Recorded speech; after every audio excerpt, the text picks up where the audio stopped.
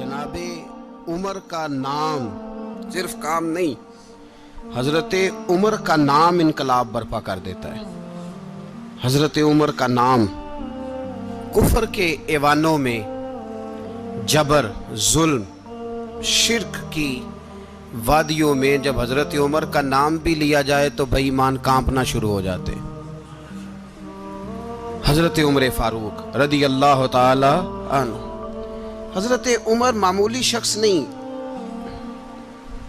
मामूली आदमी नहीं। कुछ लोग सदियों के बाद पैदा होते हैं और कुछ लोग ऐसे होते हैं जो एक ही बार पैदा होते हैं, उन जैसा दूसरा पैदा होता ही नहीं, दूसरा उन तरह का पैदा होता ही। हजरत उमर रदी अल्लाह ताला अन्हु जैसी शख्सियात पैदा ही नहीं होती दोबारा। सारे सहाबा दर रिसालत माप पे खुद आए। ये वो अजीम शख्स है जिसे अल्लाह के महबूब ने अल्लाह से मांग के लिया, कहा अल्लाह ये मुझे दे दे, अल्लाह से मांग के लिया है।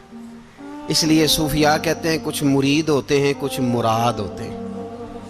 कुछ मुरीद होते हैं, कुछ मुराद होते हैं। मुरीद वो होता है जो चल के आता है, आके मुरीद होता है। मुराद वो होता है जिसे कहा जाता है कि ये कभी मेरा बन जाए ना, ये कभी आ जाए ना, मेरा बन जाए, उसको मुराद कहते हैं। हजरत उमर मुस्तफ़ा करीम की मुराद है, हुजूर की मुराद है। अल्लाहुम्मा आइज़्ज़िल इस्लामा बे इस्लाम उमर इब्न खत्ताब। ऐ अल्लाह इस्लाम को इज्जत दे दे, मेरे उमर को कलमा पढ़ने की तौफीक अता फरमा दे। और कैसे दुआ मांगी? ओ यार, हजरत उमर की तो इस फजीलत का कोई जवाब नहीं दे सकता। मेरे रसूल पाक अलैहिस्सलाम सबके लिए ही दुआ मांगते हैं ना, हुजूर की दुआ आम है, लेकिन मुस्तफ़ा करीम ने काबे का गुलाफ थाम लिया और गुलाफ काबा को हुजूर ने सीने से लिपटाया और सीने से चिमटा के कहा अल्लाह मैंने तो कभी सवाल ही ज़्यादा नहीं किए, मैं करने आया हूँ, मुझे उम्र दे दे, उम्र दे दे। हुजूर ने मांग के लिया। और फिर जब जिसको हुजूर मांगे अल्लाह से कि हजरत उमर रदी अल्लाह ताला अन्हु का आज यौम शहादत है, मेरा तो दिल करता था कि फजर से बातें शुरू हों और सारा दिन ही उमर की बातें होती रहे, सारा दिन जनाब उमर की बातें, सारा दिन। इसलिए कि जिक्र जनाब उमर का होगा पर राजी अल्लाह के रसूल होंगे सल्लल्लाहु। तो जाग के बैठे, खुश हो के बैठे। हमारे यहाँ मनाया ही नहीं जाता। बाबे अल्लाह कीता साउन भादरों असू कता ते मुंडे जनवरी फरवरी, तो इस्लामी साल भी गया और वो तारीखें भी सारी गई। यकम मुहर्रम उम्मत मुस्लिमा के लिए बहुत बड़ा दिन है, बहुत बड़ा दिन। ये शहादत है हजरत उमर फारूक की रदी अल्लाह ताला। यहाँ छोटी छोटी बातों पे गवर्नमेंट छुट्टी करती फिरती है, छोटी छोटी बातों। इलेक्शन हो गया तो छुट्टी, फलां जगह पे थोड़ा सा किसी ने खबर दे दी कि कोई परेशानी है तो छुट्टी, फलां जगह ये हो गया तो छुट्टी। यहाँ तक कि फलां वजीर साहब फलां इलाके में आएंगे तो सारे इलाके को छुट्टी। और अब तो इससे बड़ा हाल होने लगा है, अगर जिन लोगों की सिंध में हुकूमत है उनके लीडर का दिन आया तो उस दिन छुट्टी, और जिनकी पंजाब में हुकूमत है उनका दिन आया तो छुट्टी। हमारा मुतालबा है हुकूमत पाकिस्तान से, अगर सर उठा के जीना चाहते हो तो यकम मुहर्रम को छुट्टी किया करो। अगर सर उठा के जीना चाहते हो तो यकम मुहर्रम को छुट्टी करो जनाब उमर के दिन। और मिल्लत के जवानों को बताओ कि अगर इज्जत की जिंदगी जीना चाहते हो तो उस तरह जियो जिस तरह फारूक आजम जी के गए हैं। इज्जत और वकार की जिंदगी, जमहूरियत हजरत उमर से सीखनी पड़ेगी। हुकूमत करने के तरीके हजरत उमर से, रियाया को सीखना पड़ेगा कि अमीर किस तरह बनाया जाता है और अमीर किस तरह के होते हैं। यहाँ लोग हमें यूरोप की मिसालें देते हैं, लोग यहाँ हमें आकर के अमेरिका की मिसालें, उन्हें क्या पता हुकूमत क्या होती है। वो कहते हैं जी वो साइकिल पे जाता है उनका हुक्मरान। मैंने कहा वो साइकिल पे जाता है? मेरे उमर फारूक मदीने से मक्के गए थे तो पैदल ही हज करने चले गए, पैदल ही। और जनाब उमर फारूक रदी अल्लाह ताला अन्हु ईद की नमाज पढ़ाने गए, ईद की नमाज उमर खुतबा ईद देने गए। और इस जमाने में कौन सा गरीब है जो नंगे पांव जाता हो? کون سا غریب ہے جو مسجد ننگے پاؤں جاتا ہو؟ لوگوں نے تو 3 قسم کی چپلیں رکھی ہوئی ہیں، ایک مسجد جانے کی علیحدہ ہے، گھر پہننے کی علیحدہ ہے، شادی بیاہ پہ جانے کی چپل علیحدہ ہے۔ حضرت عمر فاروق رضی اللہ تعالیٰ عنہ نکلے عید کا خطبہ دینے کے لیے، تو بیوی سے کہنے لگے جوتا، اس نے کہا صاحب اتنی دفعہ ٹوٹا ہے اب گانٹھا نہیں جا سکتا، اتنی دفعہ ٹوٹا ہے کہ اب دوبارہ پیمند نہیں لگ سکتے۔ تو حضرت عمر کہنے لگے چل کوئی حرج نہیں، بغیر جوتے کے ننگے پیر ہی چلتے ہیں، کوئی حرج نہیں۔ تو کہنے لگے لوگ کیا کہیں گے؟ فرمایا چپ کر، لوگ جس دن عمر نے یہ دیکھ لیا نا لوگ اس کے بارے میں کیا کہتے ہیں، اس دن عمر نہیں رہے گا۔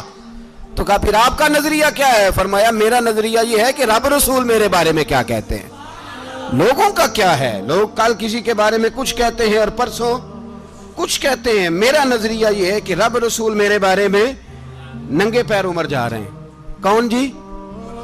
میں بڑا ماڑا۔ اچھا جناب، کیا غربت ہے؟ 10 قسم کے جوڑے لٹکے ہوئے ہیں کمرے میں، اور پہننے کی فرصت نہیں، سویرے کیا پہننا ہے، شام کیا پہننا ہے، 15 سوٹ کٹھے استری ہو کے لانڈری والا بھیج رہا ہے، اور تو غریب ہے، تو بہت بڑا غریب ہے۔ اس لیے کہ غربت پیسوں کی وجہ سے نہیں ہوتی، غربت تو دل کی ہوتی ہے۔ تو واقعی بڑا غریب ہے اور تو غریب ہی رہے گا۔ امیر تو عمر فاروق تھے جو ننگے پاؤں چلے گئے عید کی نماز پڑھانے، تو رستے میں جو ملا کہنے لگا عمر جوتا تو پہن لو۔ فرمایا تمہیں عمر کا جوتا نہ پہننے کا نقص تو نظر آیا ہے، کوئی حرج نہیں، اگر عمر کو کبھی بتانا ہوا تو وہ والا نقص بتانا جو عمر کی سیرت میں پیدا ہو، کردار میں پیدا ہو، وہ والا نقص بتانا، یہ چھوڑو جوتے آتے جاتے رہتے۔ ننگے پاؤں گئے، پاؤں دھوئے، نماز پڑھائی، لوٹ آئے۔ او بھائی یہاں تو ہمارا بناؤ سنگار اترنا، جتنی توجہ کپڑوں کی طرف ہے اتنی توجہ کبھی ہماری علم کی طرف ہوتی نا، جتنا ذوق شوق ہمارا بناؤ سنگار کی جانب ہے، اتنا بناؤ سنگار کبھی ہمارا اخلاقیات کی جانب ہوتا تو معاملات بڑی حد تک سنورے ہوئے ہوتے۔ حضرت سیدنا فاروق اعظم رضی اللہ تعالی اپنی زندگی کو ترتیب دیا، ایک دن بھی خلافت نہیں مانگی اللہ سے۔ حضرت عوف بن مالک اشجعی ایک صحابی ہیں، حضرت عوف بن مالک رضی اللہ تعالیٰ عنہ فرماتے ہیں کہ جناب ابو بکر صدیق کا زمانہ تھا تو میں نے خواب دیکھا، میں نے خواب میں جناب عمر کو دیکھا، اور میں نے دیکھا کہ کوئی کہنے والا کہہ رہا ہے کہ عمر وہ ہے کہ اللہ کے رستے میں کوئی اسے جتنا مرضی برا بھلا کہے یہ پرواہ نہیں کرتا۔ کس کے رستے میں؟ بولے سارے۔ اس کا مطلب ہے اللہ کے رستے میں لوگ برا بھلا بھی، قرآن مجید نے کہا وَلَا يَخَافُونَ لَوْمَةَ لَائِمٍ، کچھ لوگ ایسے ہیں جو برا بھلا کہنے والوں کی پرواہ نہیں کرتے۔ آپ یقین کریں اگر پرواہ شروع ہو جائے نا تو دین کا کام ختم ہو جائے، نہ کوئی تقریر کرے، نہ کوئی تدریس کرے، نہ کوئی پیری مریدی کرے، ختم ہو جائے اگر باتوں کی پرواہ ہو۔ لیکن وہ پرواہ، حضرت عوف بن مالک اشجعی کہتے ہیں میں نے خواب میں دیکھا کہ عمر وہ ہے جو کسی کی پرواہ، اور دوسری بات میں نے یہ دیکھی کہ عمر خلیفہ بنے گا، اور تیسری بات میں نے خواب میں یہ دیکھی کہ عمر شہید بھی کیا جائے گا، عمر شہید بھی ہوگا۔ یہ میں نے 3 باتیں خواب میں دیکھی۔ فرماتے ہیں میں نے آ کے خواب حضرت ابو بکر صدیق کو سنائی، وہ خلیفہ تھے، وہ کہنے لگے ٹھہر جا میں عمر کو بلاتا ہوں، اس کے سامنے دوبارہ سنانا، اس کے سامنے۔ فرماتے ہیں میں نے بلایا حضرت عمر فاروق کو، آ کے بیٹھے، خواب شروع ہوا۔ کہا ایک بات تو میں نے یہ دیکھی کہ آپ ملامت کرنے والے کی پرواہ نہیں کرتے، دوسرا آپ خلیفہ بنے گے۔ جناب عمر کہنے لگے چپ کر، ابو بکر کے سامنے ہی کہہ رہا ہے، چپ کر، خلیفہ کے سامنے ہی کہہ رہا ہے۔ تو حضرت ابو بکر صدیق کہنے لگے عمر اسے کہنے دو، مجھے لگتا ہے رب کی رضا یہی ہے کہ میرے بعد اگر مصطفیٰ کا منبر ملے تو عمر کو ملے، اسے کہنے دو۔ یار یہاں تو لوگ ڈینگے مارتے ہیں، یہاں تو لوگ دعوے کرتے ہیں میرے سامنے فلانے کو بھی بٹھاؤ، فلانے کو بھی بٹھاؤ، اس کو کیا پتا، اس کو کیا پتا، یہ تو بڑکے مارنے کا دور ہے۔ حضرت عمر رضی اللہ تعالیٰ عنہ کو تیسری بات کہی، حضرت عوف بن مالک نے کہا آپ شہید کیے جائیں گے، میں نے خواب دیکھی ہے۔ نیک لوگوں کے خواب بڑی حد تک سچے ہوتے ہیں۔ کہا میں نے خواب دیکھی ہے۔ تو حضرت عمر کہنے لگے شہید تو دلیر لوگ ہوتے ہیں، شہید تو دلیر، جسے سارا زمانہ دلیر کہہ رہا ہے وہ اپنے بارے میں کیا کہہ رہے ہیں؟ کہتے ہیں شہید تو بتلے، میں تو کاہل سا آدمی ہوں، سست آدمی ہوں، میں تو اتنا کام ہی نہیں کرتا، تو یہ خواب تو نے جو دیکھا ہے نا پھر سے دیکھنا۔ تو ابو بکر صدیق فرمانے لگے عاجزی نہ کر، انکساری نہ کر، تو جو کہہ رہا ہے ٹھیک کہہ رہا ہے، لیکن مجھے سن کے شکر بھی ہوا ہے اور افسوس بھی ہوا ہے۔ افسوس اس بات کا کہ تیرے جیسا بتلے عظیم چلا جائے گا، اور شکر اس بات کا کہ رب تجھے زندگی بھی اعزاز والی دے گا، اور شہادت کی موت دے کے اللہ تجھے موت بھی عزت والی عطا فرمائے گا۔ اللہ موت بھی تجھے عزت والی دے گا، تجھے کاہلوں جیسی موت اللہ۔ حضرت فاروق اعظم رضی اللہ، او بھائی یہاں تو اس زمانے کا سب سے بڑا مسئلہ پروٹوکول ہے۔ لوگوں پتہ ہوتا ہے کامل پیر ہے، کامل مرشد ہے، لوگ نہیں جاتے۔ میں کسی کا مرید ہو جاؤں، میرا پروٹوکول کدھر گیا؟ پتہ ہوتا ہے یہ کامل استاد ہے، میں اس کے پاس بیٹھوں گا تو میری تربیت کرے گا، لیکن لوگ شاگرد نہیں بنتے۔ میں کدھر گئی؟ یہ پروٹوکول کی مصیبت ہے نا، اس نے بڑے بڑے لوگ زیرو کر دیے، بڑے بڑے لوگ۔ اور یہ مت سمجھے کہ آپ کا وزیر اعظم پروٹوکول لیتا ہے یا آپ کا صدر پروٹوکول، وزراء، ایسی کوئی بات نہیں۔ ہم چھوٹے طبقے سے لے کر بڑے سارے پروٹوکول کے قائل ہیں۔ ہمارا تو داماد بھی کہتا ہے کہ مجھے پوچھا نہیں میں تمہارے گھر کیوں آؤں۔ ہمارا تو بھائی ہر شخص اعلان کرتا ہے پروٹوکول کا، فلانے نے عزت نہیں دی تو واپس آ جاؤ، فلانے نے سلوٹ نہیں کیا تو واپس آ جاؤ۔ لوگ جہاں سلوٹ کرنا چاہیے وہاں بھی سلوٹ کرانے کے قائل ہیں۔ پر حضرت عمر رضی اللہ تعالی، حضرت عمر کی سادگی اور پھر جناب عمر کی عاجزی، جب انسان اپنے اوپر سوار کر لیتا ہے نا، سوار کر لیتا ہے، میں بدکار پرانا خادم، کسے در ملی نٹ ہوئی، تے واصف یار نے نظر جو کی تھی تے واصف ہی ہو۔ میں اکثر سوچتا ہوں حضور نے جہاں بھی کہا نا، فرمایا میرے بعد نبی ہوتے تو خطاب کے بیٹے عمر ہوتے۔ حضور نے فرمایا عمر جس رستے سے جاتا ہے شیطان وہ رستہ بدل جاتا ہے۔ نبی پاک صلی اللہ علیہ وسلم نے فرمایا میرا عمر وہ ہے کہ اس کی زبان پر حق جاری ہے۔ حضور علیہ السلام نے فرمایا 950 سال حضرت جبریل میرے عمر کی شان بیان کریں تو ان کی عظمت ختم نہیں ہوتی۔ 950 سال جبریل عظمت بیان کرے تو ختم نہیں ہوتی۔ یہ بات ہے حضرت عمر کی، اور فرمایا عمر ابو بکر کی نیکیوں میں سے ایک نیکی ہے، یہ شان ہے اب عمر فاروق رضی اللہ تعالیٰ عنہ کی۔ حضور نے فرمایا میرے بعد نبی ہوتے تو عمر ہوتے، جس گلی سے عمر آئے شیطان رستہ بدل جائے۔ میرے عمر فاروق کی شان 950 سال بیان ہو تو ختم نہ ہو۔ عمر کی زبان پر اللہ حق بیان کرتا ہے، جو عمر کہتا ہے وہی رب کر دیتا ہے۔ حضور ساری زندگی فضیلتیں بیان کرتے رہے، عمر جواب میں کیا کہتے ہیں؟ کوئی بتائے نا کہ یہ والی حدیثیں کبھی عمر نے بھی روایت کی ہوں کہ حضور نے میرے بارے میں یہ کہا ہے۔ یہ روایتیں وہ روایت نہیں کرتے، ان سے جب لوگ کہتے عمر تیری بڑی بات ہے تو عمر رو پڑتے، کہتے میں تو اونٹ چرانے والے باپ کا بیٹا ہوں، میں تو اونٹ چرانے والے باپ کا بیٹا، اونٹ چرا۔ اس سے آگے عمر گئے ہی نہیں ساری زندگی، اس سے آگے لفظ ہی نہیں ادا کی۔ اور میں تو بھائی اونٹ چرانے والا، میرا باپ تو اونٹ چرایا کرتا تھا، 10 اونٹ تھے، میری ڈیوٹی ہوتی تھی، سنبھالے نہیں جاتے تھے، ابا ڈنڈوں سے مارتا تھا۔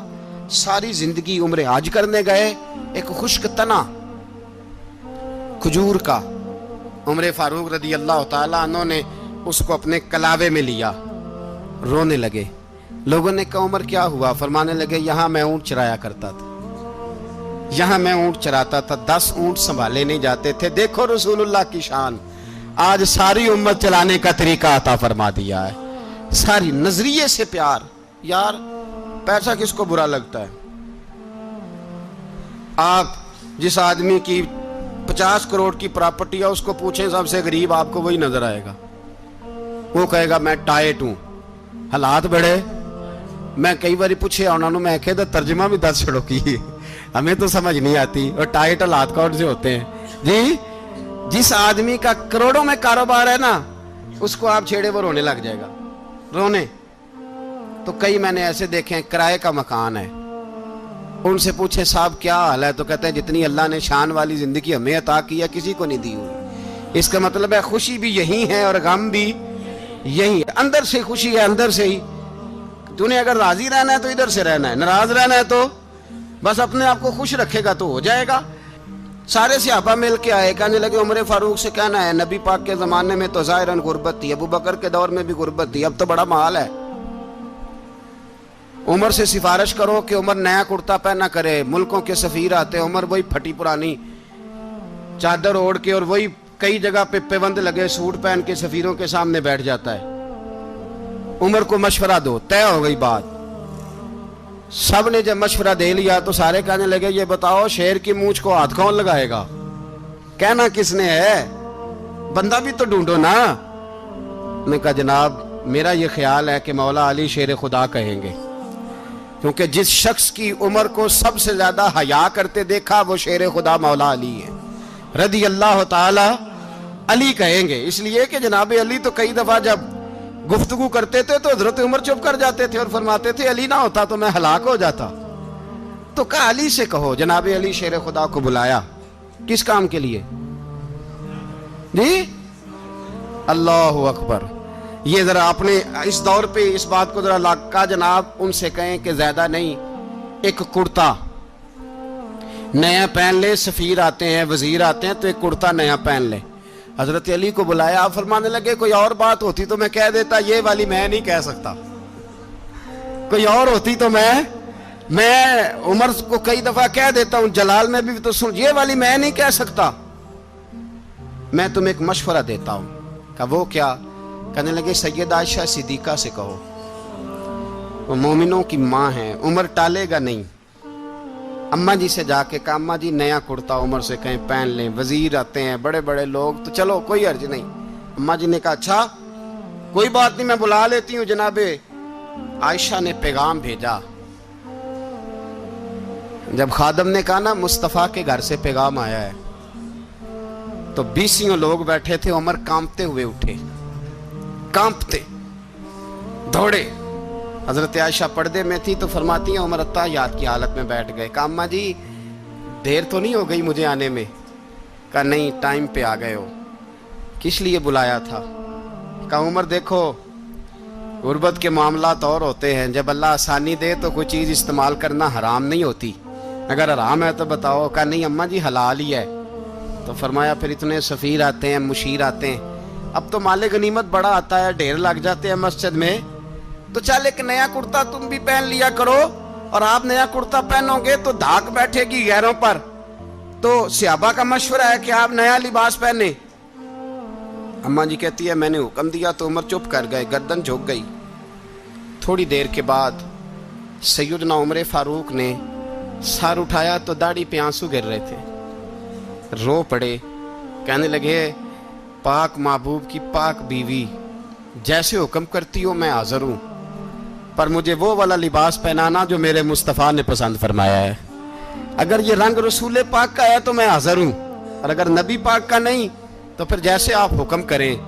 جناب عائشہ کہتے ہیں عمر روئے تو میں زیادہ روئی، میرا پلو بھیگ گیا آنسوؤں سے۔ میں نے کہا عمر آپ جائیے۔ عمر یوں نکلے تو جو صحابہ کھڑے تھے وہ کونے میں تھے، سارے آ گئے۔ کہا اماں جی کیا بناؤ؟ فرمایا بھائی تم سب جو باتیں کہتے ہو وہ اپنی جگہ ٹھیک ہیں، پر عمر جو بات کرتا ہے وہ سب سے زیادہ ٹھیک ہے۔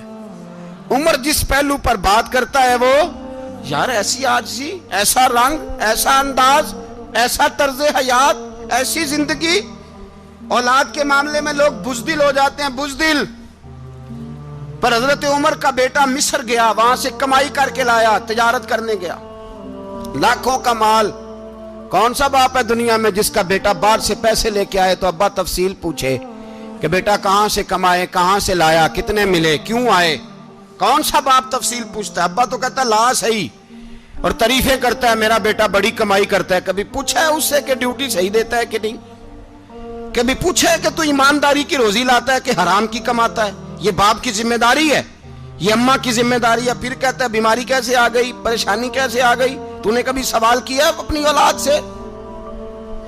حضرت عمر فاروق رضی اللہ تعالیٰ عنہ کا بیٹا مصر سے پیسے کما کے لایا تو جناب عمر نے بلایا، فرمایا بیٹے اتنی تو تیرے پاس راس ہی نہیں تھی، تھوڑے سے تو پیسے لے کے گیا تھا، اتنی کمائی کیسے ہو گئی؟ اتنے تو پیسے نہیں تھے صاحب، کہاں سے کمائی لائے؟ اس نے کہا ابا جی وہ جو میرے چچا ہے نا مصر کے گورنر، آپ کے دوست، انہوں نے میری مدد کی ہے. فرمایا جتنے لوگ گئے تھے سب کی ہے مدد اس نے؟ کہا نہیں صرف میری کی. فرمایا تیری کیوں کی؟ تیری کیوں کی؟ کہا حضور آپ کے دوست ہیں. فرمایا چپ کر حضور انہوں نے مجھے اتنے پیسے دیے, میں نے کاروبار میں ڈالے تو نفع آیا تو میں ان کی رقم دے کے. فرمایا خاموش ہو جا, باقی جتنے لوگ گئے تھے سب کی مدد کی اس نے؟ کہا نہیں حضور صرف میری کی. فرمایا اس نے تیری مدد نہیں کی, اس نے خلیفہ کے بیٹے کی مدد کی, اس لیے کہ وہ خلیفہ کو اپنے حق میں نرم کر سکے. فرمایا آدھا مال تیرا ہے, آدھا مال غنیمت کا ہے, مال خزانہ کا ہے, مسلمانوں کا ہے, اس لیے کہ تو جو وہاں سے مال کما کے لایا ہے وہ اپنے باپ کے خلیفہ ہونے کی وجہ سے کما کے لایا ہے, لہذا رکھ ادھر. یہاں کہتے ہیں کدھر سے آیا, کیسے آیا, کون سا حساب دیں, کیا کریں. او بھائی حضرت عمر رضی اللہ تعالیٰ عنہ کا اپنی اولاد کے بارے میں یہ رنگ ہے. ایک جنگ سے نا خوشبو آئی, خوشبو بڑی مہنگی ہوتی تھی, عرب میں خوشبو آج بھی بڑی مہنگی ہے, وہ زیادہ استعمال کرتے ہیں. میری باتوں کی سمجھ آ رہی ہے میرے بھائیوں؟ بڑی مہنگی خوشبو تھی. جب وہ خوشبو آئی تو حضرت عمر نے کہا, گھر میں پہلے پہنچی حضرت عمر کے, چونکہ زیادہ عورتیں استعمال کرتی تھی گھر کے اندر خوشبو, مرد بھی لگاتے تھے. حضرت عمر نے اپنی بیوی سے کہا, آپ کی زوجہ تو تھی وہ بڑی خوشبو کو پسند کرتی تھی. حضرت عمر نے اپنی زوجہ سے کہا کہ خوشبو لاؤ, میں نے ایک عورت کی ڈیوٹی لگائی ہے, وہ خوشبو تول کے نا تو حصہ برابر صحابہ میں بانٹ دے گی. تو آپ کی زوجہ کہنے لگی کسی بی بی کی ڈیوٹی لگانے کی کیا ضرورت تھی, میں جو موجود تھی میں بانٹ دیتی ہوں تول کے حصہ برابر. آپ نے فرمایا نہیں تو رہنے دے, اور فلانی بی بی بانٹے گی. کہا حضور میں نے بھی بانٹنی ہے, میرے پہ کچھ حق ہے؟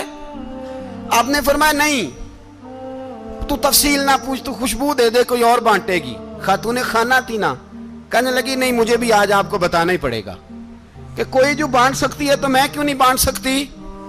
زوجہ کہتی عمر نے بات کی تو میری چیخیں نکل گئی. حضرت عمر فرمانے لگے جب تو خوشبو بانٹے گی نا تیرے ہاتھوں کو بھی لگے گی, تیرے دوپٹوں کو بھی لگ جائے گی. اگر رب کریم نے مجھ سے سوال پوچھا کہ عمر خوشبو تو مسلمانوں کی تھی, تیری بیوی کے دوپٹے کو کیوں لگ گئی, تو میں اللہ کے حضور کیا جواب دوں گا؟ اگر اللہ نے یہ سوال کیا کہ تیری بیوی نے کیوں لگائی, وہ تو حصہ تھا مسلمانوں کا, تو نے تیری بیوی نے کیوں لگائی؟ تو فرمایا میں نہیں چاہتا کہ اللہ کے حضور مجھے اور تجھے باز پرس ہو, لہذا کسی اور کو بانٹنے دے. زوجہ روئی اور تڑپ کے کہنے لگی عمر مجھے لگتا ہے صبح قیامت بھی تیری بیوی ہونے کی وجہ سے اللہ مجھے جنت عطا فرما دے گا, تیری زوجہ ہونے کی برکت سے. بھائی یہ معیار رکھا, خدا کی قسم ایسا شخص تاریخ میں دوبارہ نہیں آیا. اتنا بڑا آدمی, اتنا بڑا شخص, اتنا بڑا آدمی, اور پھر رنگ یہ ہے کہ عمر 22 لاکھ مربع میل کا حکمران, 22 لاکھ, اور کھجور کے درخت کے نیچے مٹی کا ڈھیلا لے کے سو گئے ہیں, پرواہ کوئی نہیں, کوئی مسئلہ ہی نہیں. 2 غلام ساتھ بیٹھے تو ایک روٹی حضرت عمر نے گھر سے منگوائی, تھوڑا سا سرکہ, تو غلام کہنے لگے ہم نے بھی کھانی ہے. فرمایا کوئی حرج نہیں, روٹی کو پیٹ بھر کے کھانا ضروری تو نہیں, 3 حصوں میں بانٹ لیتے ہیں. ایک آدمی آیا ہوا تھا مصر کا رہنے والا ملنے کے لیے, اس نے پوچھا عمر کدھر ہیں, تو کہا وہ ادھر جاؤ مسجد میں بیٹھے ہوں گے. اور واپس آیا تو کہنے لگا وہاں تو 3 غلام بیٹھے ہیں, ایک روٹی بانٹ کے کھا رہے ہیں, لگتا ہے کئی دنوں سے روٹی نہیں ملی. کہا 3 غلام تو کوئی نہیں, وہاں 2 ہی تھے, تیسرے تو امیر المومنین تھے. اس نے کہا نہیں 3 غلام ہیں, کپڑے بھی ایک طرح کے پہنے ہوئے, بلکہ 2 کے تو پھر صحیح ہیں, تیسرے کے تو زیادہ ماڑے ہیں. کپڑے بھی ایک طرح کے, کھانا پینا بھی ایک طرح کا, اور ان کا نشست برخاست بھی ایک طرح کی ہے, لہذا کوئی فرق نہیں. حضرت ابو ہریرہ کہتے ہیں میں لے کے آیا, اور جناب عمر کو جب میں نے کچی زمین میں تامت سمیٹ بیٹھے دیکھا تو میں رو پڑا. میں نے اس مصر سے آنے والے کو کہا تو اس کے جلوے دیکھ, اگر اس کی ذات میں اتنا حسن ہے تو محمد عربی کا مقام کیا ہوگا. یہ مقام غور ہے, مقام غور. 10 محرم کو لوگ دیگے پکائیں گے نا, نہیں پکانی ہے, کوئی بول دے نہیں, ہاں نہ نہیں کر دے, پروگرام بدلیا تو نہیں دی عید کی کہ وہی کام شروع ہوا ہے لات ٹائٹ ہونے والا. کیوں جی, پکنی ہے نا دیکھیں 10 محرم کو انشاءاللہ تعالی, ہم بھی پکائیں گے انشاءاللہ, یہاں بھی پروگرام ہوگا. تو 10 محرم کو جو دیگ پکنی ہے تو ایسا نہیں ہو سکتا کہ 1 محرم کو حضرت عمر کے نام کی بھی کوئی پک جائے. اگر امام حسن حسین کے نام کی دیگیں پکے تو جو امام حسن حسین سے پیار کرنے والے ہیں، جو امام حسن حسین سے، ہم لوگوں نے بھی عجیب رٹا اپنایا ہے نا، ہم لوگ بات کا ایک پہلو دیکھتے ہیں دوسرا نہیں دیکھتے۔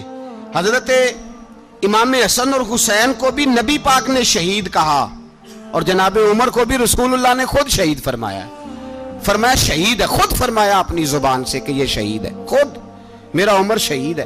تو ان کے نام کی دیگ نہیں پکنی چاہیے، اس طرف نہیں ہماری توجہ ہونی چاہیے۔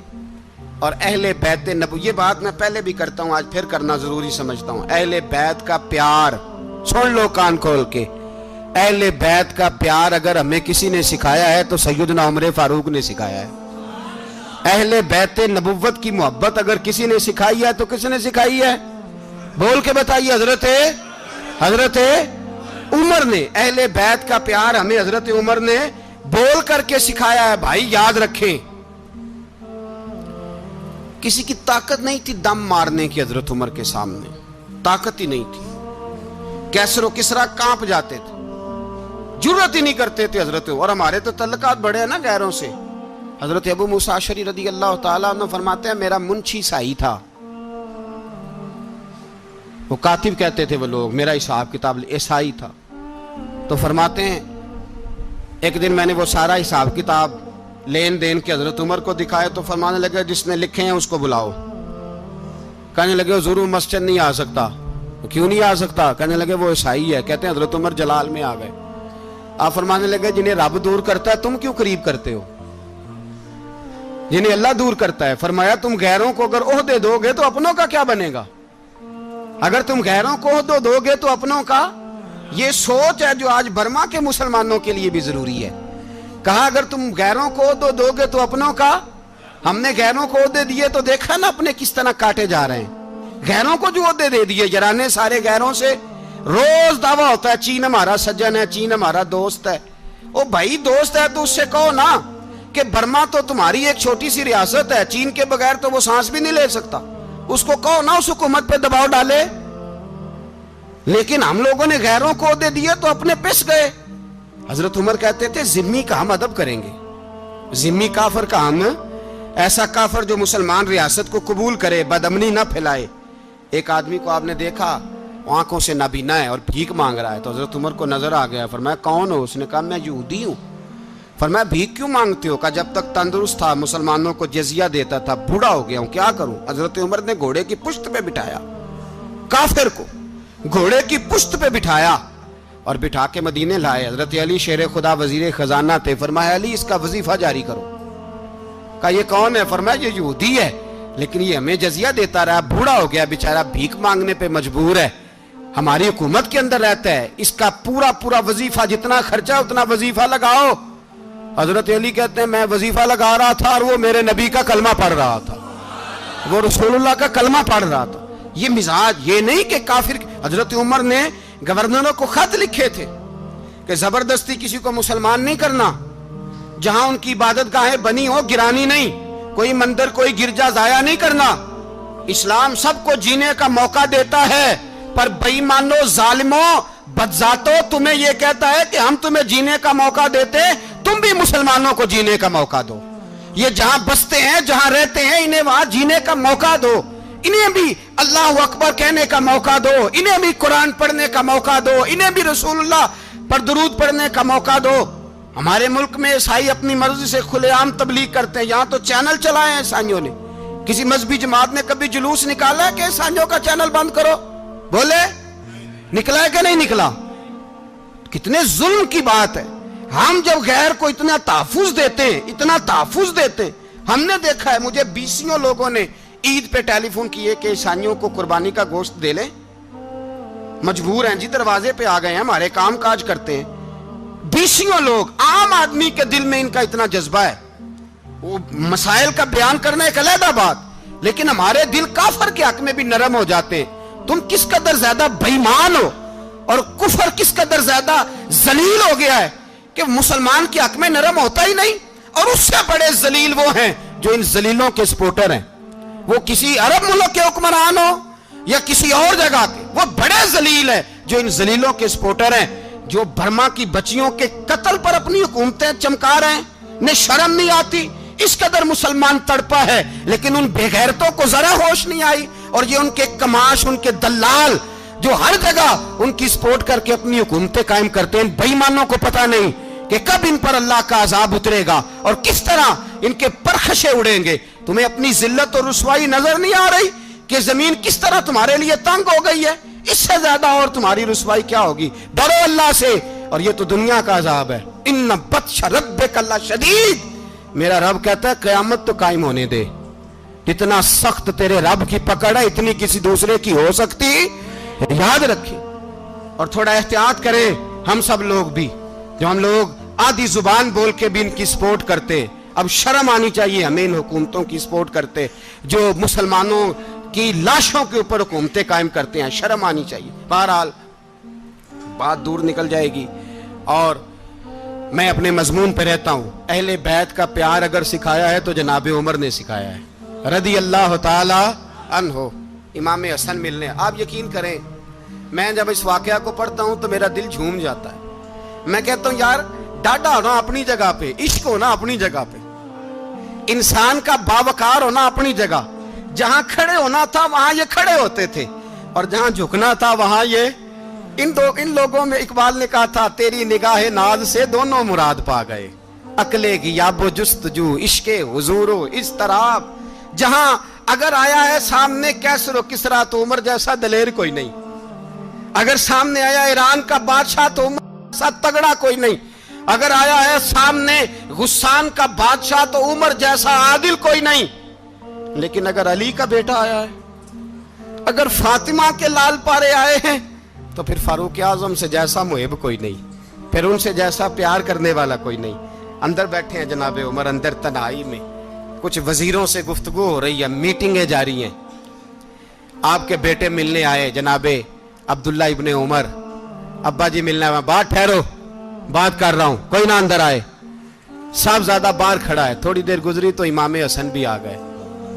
कौन आए? आपको अजब मिलेगा इमाम साहब का नाम लेने से, वो सरदार हैं जन्नतियों। कौन आए? सारे बोलिए, इमाम हसन, तेरी नस्ल पाक में है बच्चा बच्चा नूर का, तू है ने नूर तेरा सब घराना। इमाम हसन आए तो हजरत अब्दुल्ला इब्ने उमर को दरवाजे पे खड़े देखा, कहा अमीरुल मोमिनीन कहाँ हैं?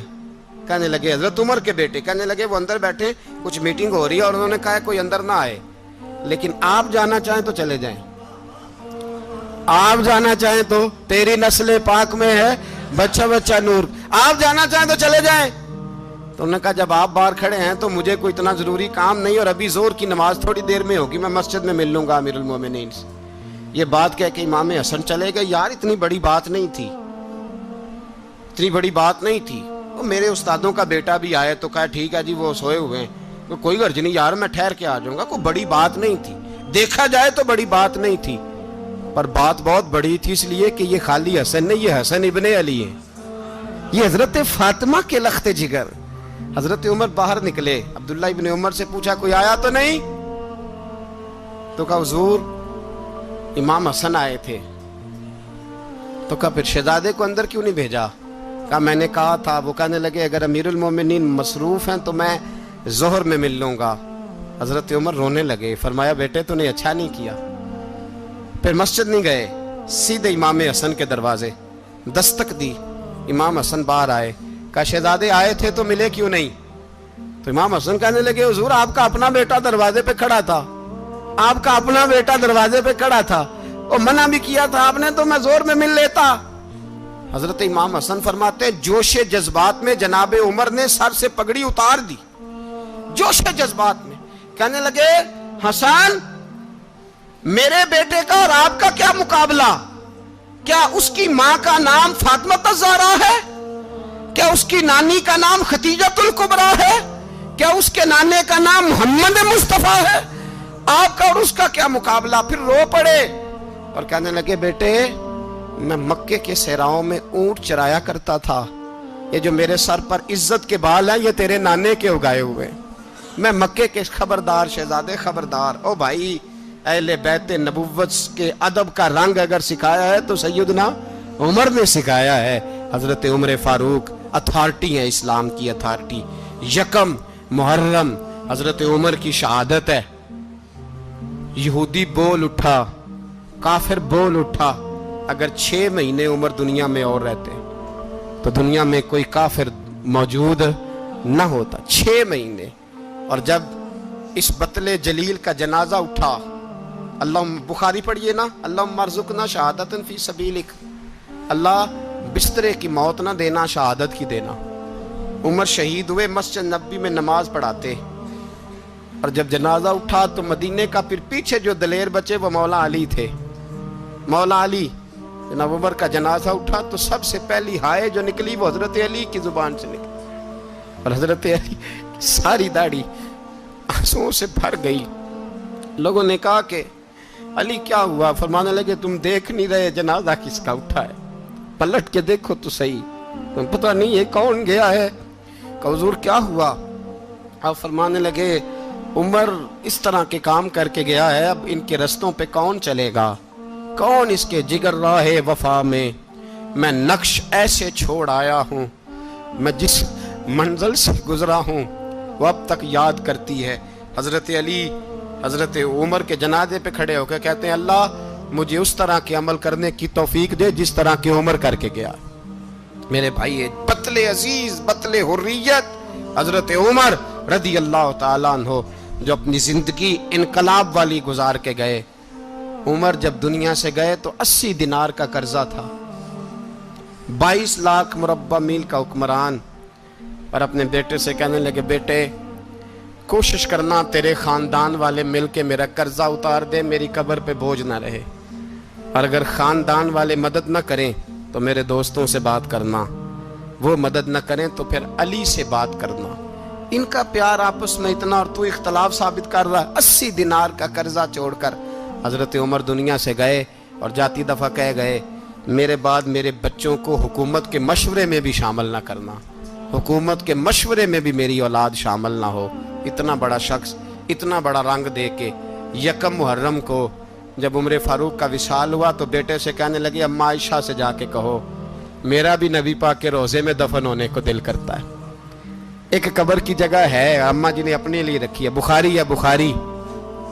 हजरत आयशा के पास साहबजादे गए, कहने लगे अम्मा जी उमर को जख्म लग गया है, हालत बड़ी परेशानी वाली है। वो कहते हैं अगर अम्मा इजाज़त दें। सैयद आयशा रो पड़ी, फरमाने लगी कि वो अपनी कब्र की जगह तो नहीं ना किसी को देता, पर उमर ने कमाल ही बड़ा किया, उसे कहो जाओ गुंबद खजरा में कयामत तक जो मुस्तफ़ा पे और अबू बकर पे सलाम पड़ेगा वो तुझ पे भी सलाम पढ़ के जाएगा, जाओ मैंने जगह दी।